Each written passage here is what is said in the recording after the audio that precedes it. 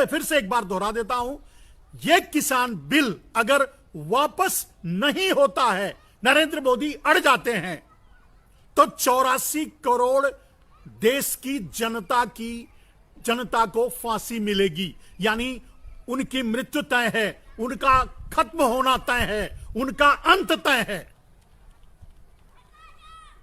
सिर्फ एक व्यवस्था खत्म नहीं होगी, सिर्फ किसानी कृषि खत्म नहीं होगा, 84 करोड़ देश की जनता मार दी जाएगी इस किसान बिल के जरिए। कैसे, मैं बताऊंगा अभी बहुत थोड़े से समय में। और अगर, अब सबसे बड़ी बात, कि अगर नरेंद्र मोदी इस किसान बिल को वापस ले लेते हैं,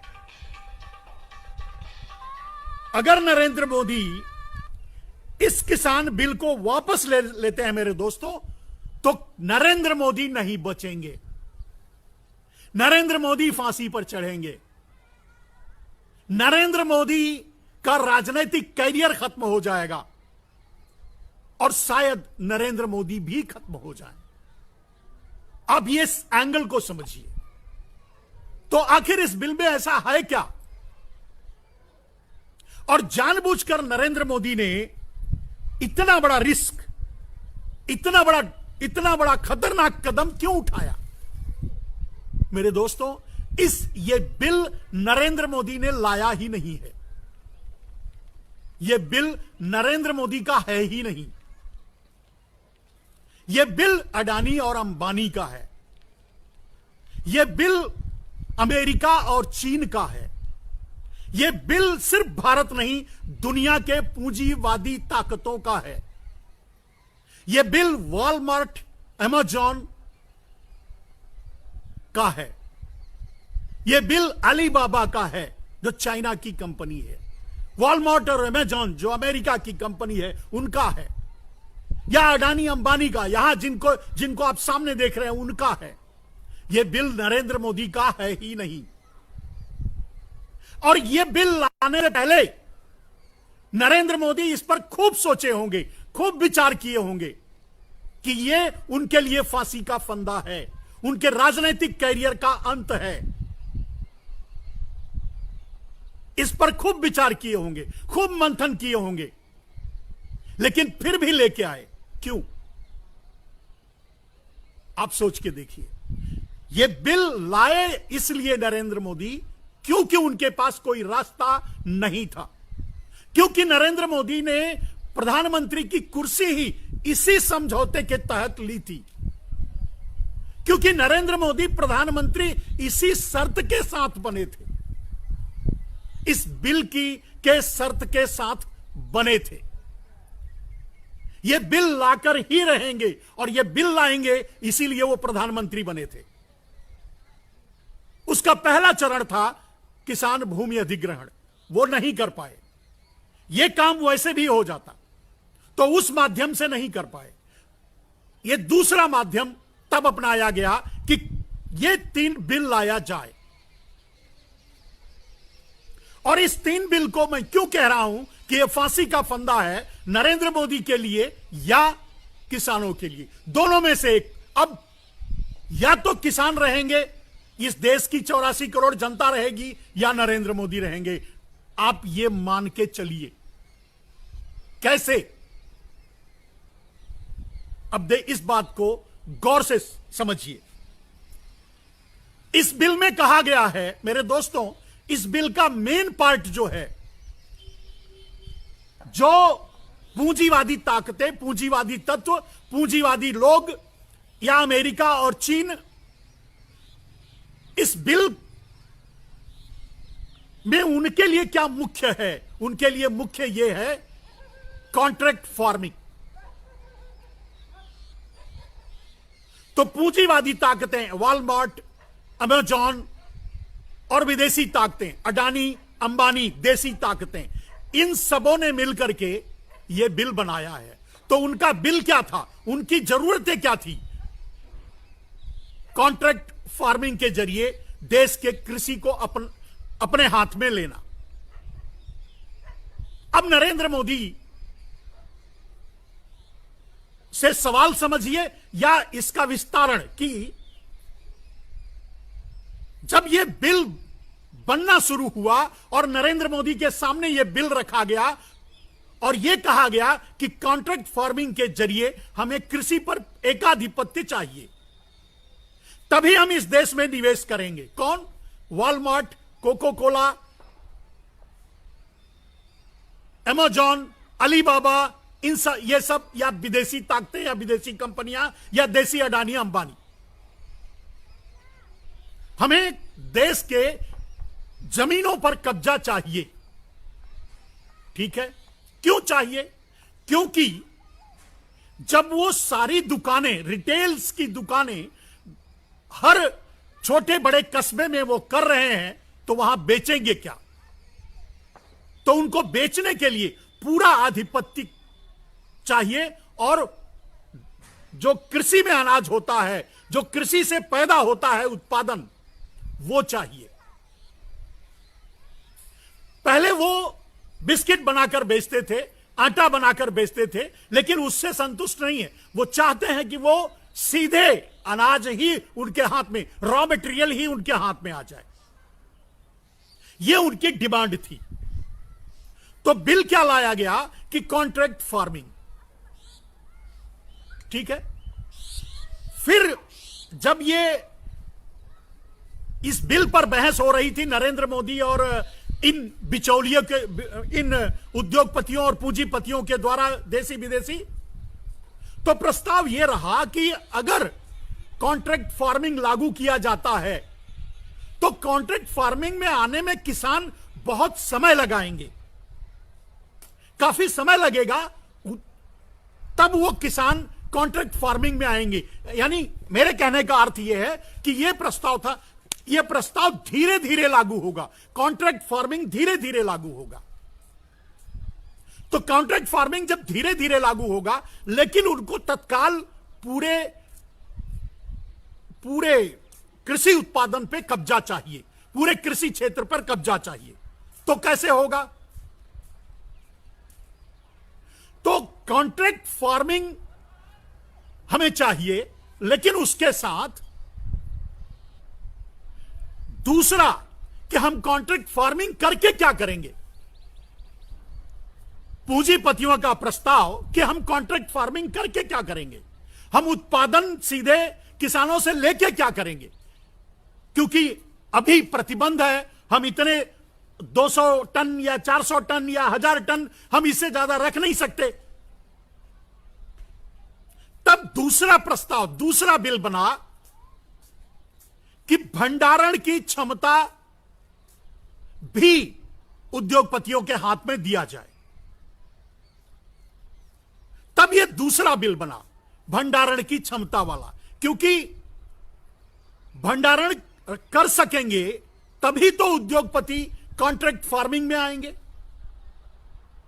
कॉन्ट्रैक्ट फार्मिंग से जब वो अनाज पैदा होगा और अनाज सीधे उद्योगपति के हाथ में जाएगा, तो उसे कैसे वो रखेंगे अपने कब्जे में, अपने घर पे, अपने गोडाउन में कैसे रखेंगे? जब उन्हें भंडारण का पावर होगा। तब यह दूसरा बिल बनाया गया भंडारण की क्षमता का, लेकिन नाम दिया गया कि किसानों को भंडारण की छूट दी जा रही है, लेकिन यह उद्योगपतियों को भंडारण की क्षमता को बढ़ाया गया, यानी उनको पूरी छूट दी गई भंडारण की क्षमता का। तब यह बना दूसरा बिल। दोस्तों, बात यहां भी नहीं बनती है। अब भंडारण तो करेंगे, उन उद्योगपतियों ने प्रस्ताव रखा, भाई हम भंडारण तो करेंगे, भंडारण की क्षमता हमारी पूरी हो गई, चलो कॉन्ट्रैक्ट फार्मिंग से भी हम अनाज लेंगे, लेकिन हमारा सबसे बड़ा जो रोड़ा होगा वो छोटे और मझोले किसान होंगे। छोटे और मझोले किसान मंडी में भी अनाज नहीं बेचते और वो बाजार में भी अनाज नहीं बेचेंगे, वो अपने खाने के लिए रख लेते हैं या अपनी जरूरत के लिए रखते हैं। उन्हें पूरे कृषि उपज पे कब्जा चाहिए था। तब क्या हुआ? तब ये फिर से किसानों के नाम पे कि किसान कहीं भी अनाज बेच सकते हैं। तो जैसा कई बार बता चुका हूं, किसान को अनाज बेचने से पहले भी मना नहीं था, भंडारण से भी पहले नहीं मना था। तो किसान कहीं भी अनाज बेच सकते हैं। इस बहाने से यह कहा गया कि किसान कहीं भी अनाज बेच सकते हैं, मतलब यह छूट दी गई उद्योगपतियों को कि उद्योगपति कहीं भी अनाज खरीद सकते हैं और अनाज बेच सकते हैं। कहीं भी का अर्थ क्या है जानते हैं? कहीं भी अनाज बेच सकते हैं। यह नहीं है कि कोई किसान कहीं भी ले जाकर अनाज बेचेगा। इसका अर्थ यह है कि उद्योगपति कहीं भी अनाज खरीदेंगे तो उसका ट्रांसपोर्टेशन करके कहीं भी ले जा सकें। मान लीजिए अगर उद्योगपति की फैक्ट्री मुंबई में है, महाराष्ट्र में है, तो वो पंजाब में अनाज खरीदते हैं, तो उन्हें वहां से ले जा सकें, इसकी सुविधा कैसे मिलेगी? यानी कहीं भी अनाज बेच सकें।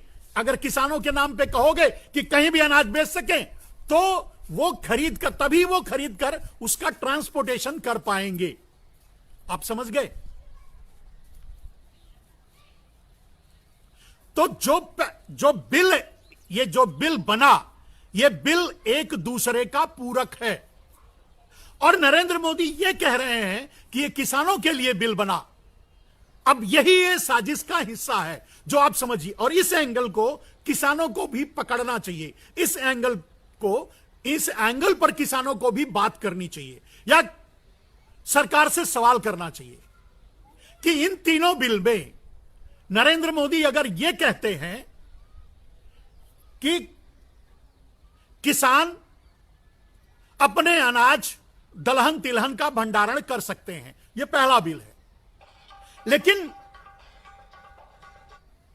इसका अर्थ खत्म हो जाता है, इसका अस्तित्व खत्म हो जाता है तब जब कॉन्ट्रैक्ट फार्मिंग लागू हो जाता है।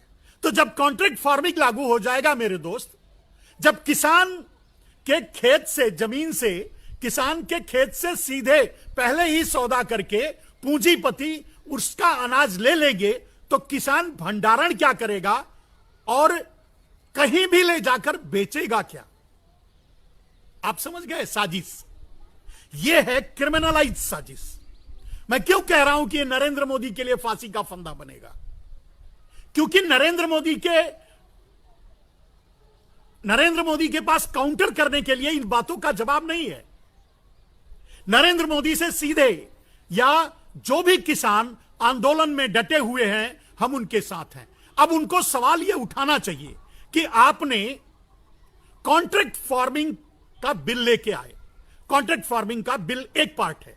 तो कॉन्ट्रैक्ट फार्मिंग जब लागू हो जाता है तो पहला पार्ट यानी किसान कहीं भी बेच सकते हैं, पहला पार्ट किसान भंडारण कर सकते हैं और कभी भी अपना अनाज बेच सकते हैं। इसका अर्थ क्या है? यह नल एंड वाइड हो गया।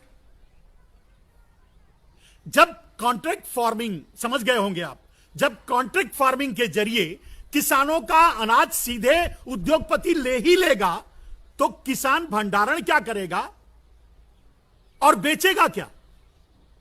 जरूरत ही कहां रह गई?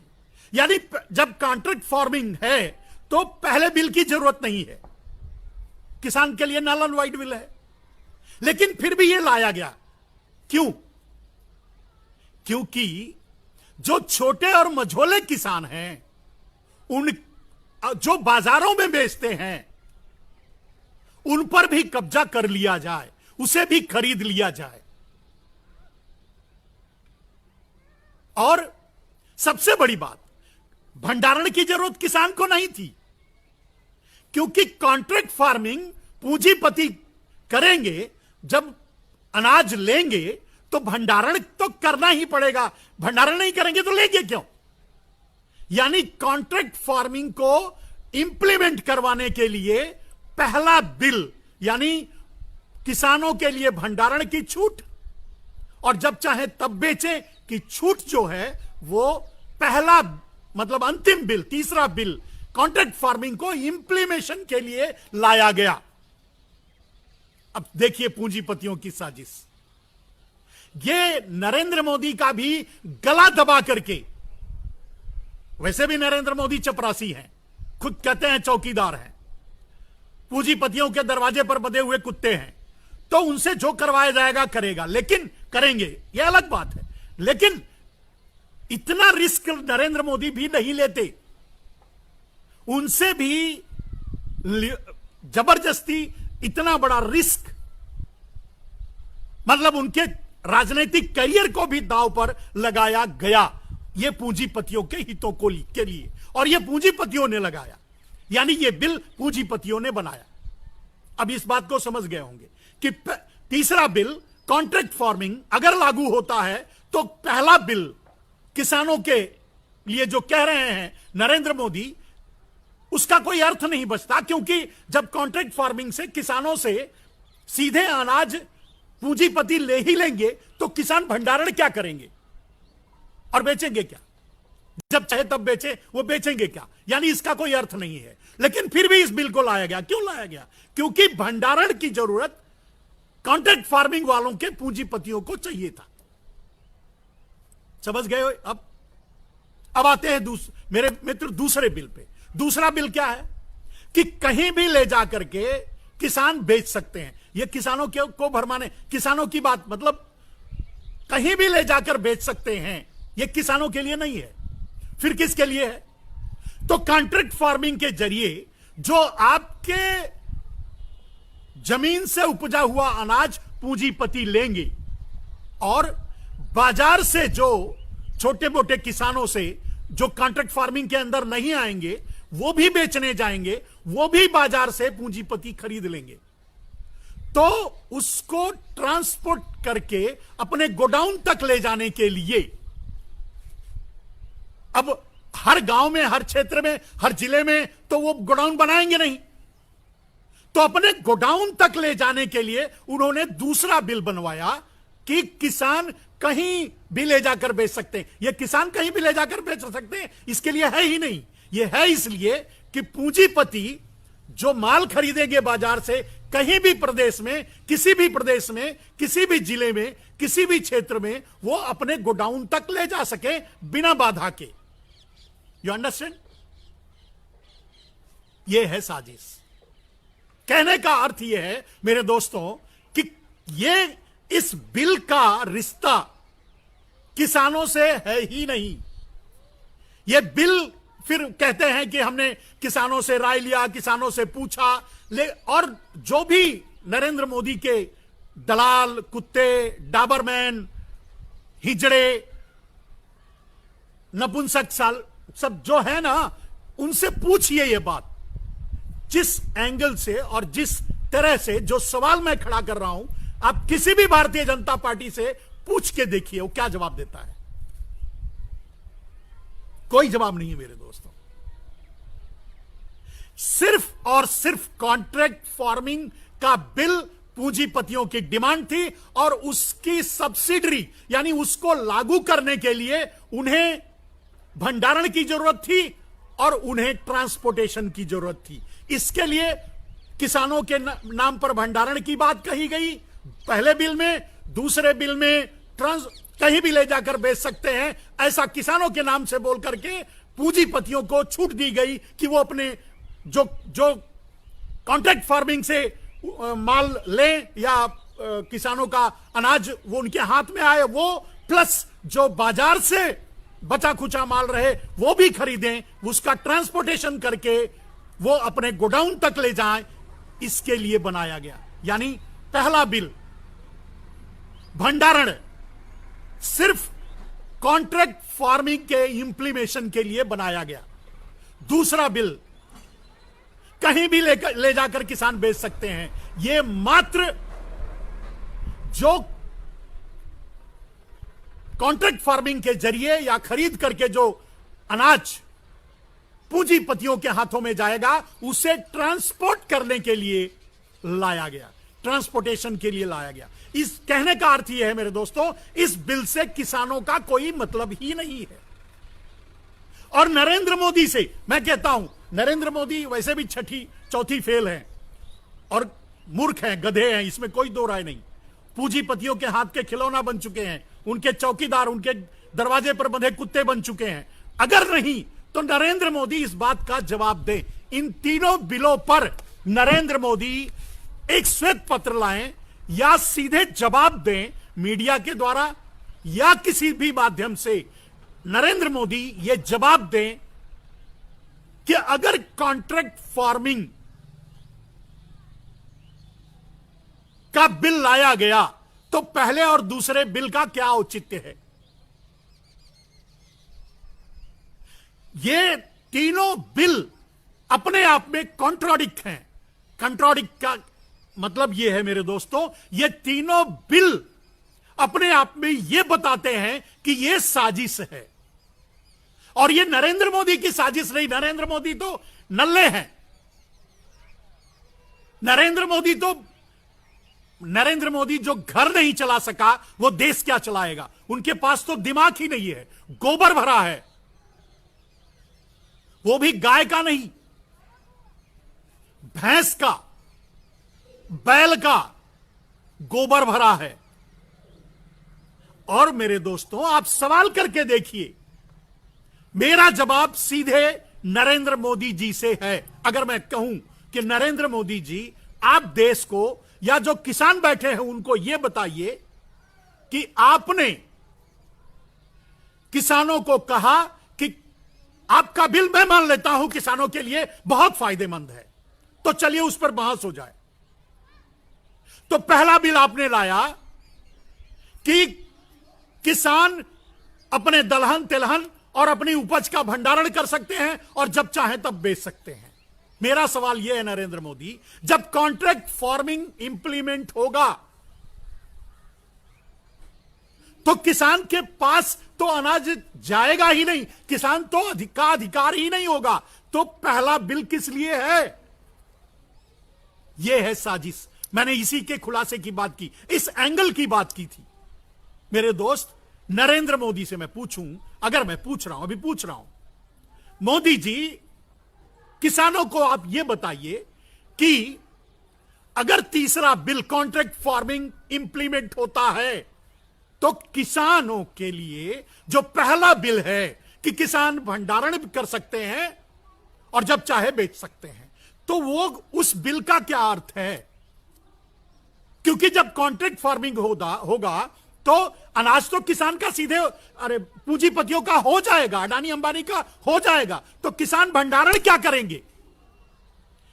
किसान के लिए भंडारण का पहला बिल क्यों लाए? वो किस लिए है? नरेंद्र मोदी के पास जवाब नहीं है। और मोदी जी अगर है हिम्मत तो अपने पूरे मैं भिड़ना चाहता हूं, अपने पूरे मजमे को लगा दो, अपने पूरे डाबरों को लगा दो मेरा लाइव रोकने के लिए, मेरा टाइमलाइन स्लो करने के लिए, लोगों तक नहीं पहुंचने देने के लिए। लगा दो, जो करना है कर लो, लेकिन इस सवाल का जवाब दो कि अगर तीसरा बिल कॉन्ट्रैक्ट फार्मिंग इंप्लीमेशन होता है तो पहले बिल का क्या अर्थ है? पहला बिल किसके लिए लाए, क्यों लाए? क्योंकि जब किसान के पास अनाज ही नहीं रहेगा, कॉन्ट्रैक्ट फार्मिंग के जरिए पूंजीपतियों का हो जाएगा, तो वो भंडारण क्या करेंगे और बेचेंगे क्यों? कहां बेचेंगे, क्यों बेचेंगे, कैसे बेचेंगे?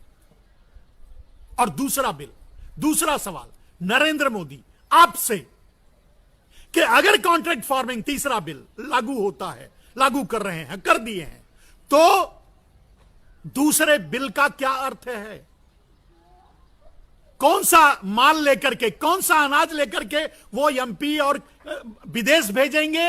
आप बोल रहे हो कि विदेश खुल गया, वो ऑनलाइन बेच सकते हैं। ऑनलाइन क्या बेचेंगे? ये भी तो बताओ किसानों को कि भाई तुम ऑनलाइन ये बेचना, क्या बेचेंगे? तुम तो कॉन्ट्रैक्ट फार्मिंग कर दिए। तो जब कॉन्ट्रैक्ट फार्मिंग के जरिए किसानों का अनाज ही पूंजीपतियों का हो गया, तो किसान ऑनलाइन क्या बेचेंगे? दूसरे प्रदेश में ले जाकर क्या बेचेंगे? ये बताओ। मेरे दोस्त, ये है वो एंगल जिस पर अभी तक बात नहीं हो रही है। दोस्तों, अगर आप दोस्तों, अगर आप राष्ट्र हित में काम करते हैं, अगर देश हित में कुछ करना चाहते हैं, तो जो मैं कह रहा हूं इसका गहन अध्ययन कीजिए। अगर यह सही लगे तो लोगों तक पहुंचाइए, और अगर यह सही लगे तो इसे लोगों तक ना पहुंचाइए तो अपनी भाषा में इस विषय पर लाइव कीजिए, लेख लिखिए, व्हाट्सएप पे शेयर कीजिए। जिस माध्यम से आप कर सकते हैं अपने तरीके से किसानों तक, देश तक, आम आदमी तक यह बात पहुंचाइए। ये तीनों बिल, ये चैलेंज है। अब या तो किसान मरेंगे या मोदी, या तो किसान खत्म होंगे, 84 करोड़ देश की जनता मरेगी, या किसान खत्म होंगे, और या तो नरेंद्र मोदी का राजनीतिक करियर जाएगा। दोनों में से कोई तो होना है। यह फैसले की घड़ी है, यह इस पर फैसला होकर ही रहेगा। यह ठंडा नहीं होगा, यह खत्म नहीं होगा। अगर नरेंद्र मोदी अड़ जाते हैं, अगर नरेंद्र मोदी इस बिल को वापस नहीं लाते हैं, तो अनाज का पूरा पावर उद्योगपतियों के हाथ में होगा, और उस स्थिति में आपको 200, 300, 400, 500 रुपए किलो चावल, गेहूं, दाल खाने पड़ेंगे। क्या आप खा पाओगे? और नहीं तो आत्महत्या करोगे, मारे जाओगे।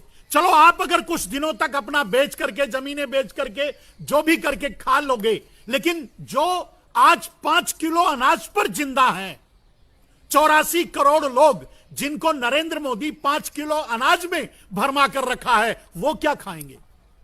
क्या वो 200 रुपए किलो आटा खरीद के खा पाएंगे? क्या उनकी हैसियत है? जो 5 किलो फ्री का अनाज खा रहे हैं, वो 50 रुपया से लेकर के 500 रुपए किलो अनाज तक खरीद कर खा पाएंगे? यानी मरेंगे। तो अगर देश को बचाना चाहते हो तो मेरे इस एंगल को लोगों तक पहुंचाओ। और दोस्तों, सबसे बड़ी बात, आप जिस टाइम लाइन पर लाइव मैं कर रहा हूं, इस टाइम लाइन पर कम से कम 3,000 लोग एक साथ लाइव पे जुड़ते थे। मेरी टाइम लाइन को ही ब्लॉक किया गया है, मेरी टाइम लाइन को ही स्लो कर दिया गया है। आप अगर इसे बचाना चाहते हैं तो इसे किसी भी माध्यम से तुरंत कॉपी, पेस्ट, कट, डाउनलोड, जिस माध्यम से भी हो, आम आदमी तक पहुंचाइए। मैंने कहा कि या तो 84 करोड़ देश की जनता, किसानों सहित 84 करोड़ देश की गरीब जनता, किसान, मजदूर और गरीब, ये 84 करोड़ देश की जनता मारी जाएगी भूख से, या फिर कोरोना से, या किसी और रोग से मार दी जाएगी, क्योंकि अब उनको जरूरत नहीं है इनकी। और या तो नरेंद्र मोदी जाएंगे। अगर यह किसान बिल वापस हुआ तो पूंजीपति वॉलमार्ट, अमेरिका, चीन, अडानी, अंबानी मोदी को नहीं छोड़ेंगे। और अगर यह बिल वापस नहीं हुआ तो अडानी, अंबानी, चीन, अमेरिका 84 करोड़ भारतवासियों को नहीं छोड़ेंगे। नरेंद्र मोदी ने देश को इस हालत में पहुंचा दिया है, डू और डाई की स्थिति में, करो या मरो की स्थिति में। आज सीधे Adani, Ambani, Alibaba, Walmart, America, चीन से सीधे भारत का युद्ध है। और आप जानते हैं मेरे दोस्तों, युद्ध का अंत सबसे पहले जयचंद की मृत्यु से होता है। गद्दार हमेशा मारा जाता है और पहले मारा जाता है। अब बलि चढ़ेगी। 84 करोड़ भारतवासी या तो इन पूंजीपति अडानी, अंबानी, वॉलमार्ट, विदेशी, देसी पूंजीपतियों के शिकार हो जाएंगे, और या नरेंद्र मोदी। आपको तय करना है आप किसे बचाओगे।